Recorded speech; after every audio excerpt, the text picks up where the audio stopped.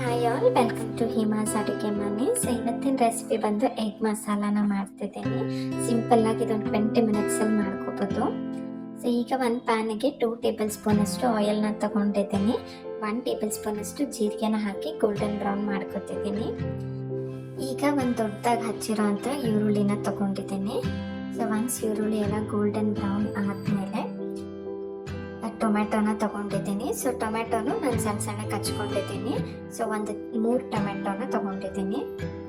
ಈಗ spices add ಮಾಡ್ತಿದ್ದೀನಿ. ಇಲ್ಲಿ ಅರಿಶಿನ ಪುಡಿ 1 tablespoon, salt 1 tablespoon ಹಾಕ್ಕೊತಿದ್ದೀನಿ.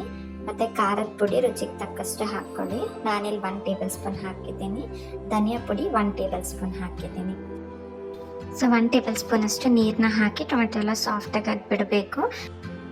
ಈಗ ಒಂದು ಚಿಕ್ಕ ಟೀ ಗ್ಲಾಸ್ ತುಂಬ ನೀರು ಹಾಕಿ ನಾನು ಟೊಮೆಟೊನೆಲ್ಲ ಸಾಫ್ಟಾಗಿ ಇಟ್ಟಿದ್ದೀನಿ. ಸೊ ಒನ್ಸ್ ಟೊಮೆಟೊ ಬಂದಮೇಲೆ ನಾನು 2 ಮೊಟ್ಟೆನ ಹೊಡ್ಕೊಂಡು ಈ ರೀತಿ ಬಿಡ್ತಿದ್ದೀನಿ.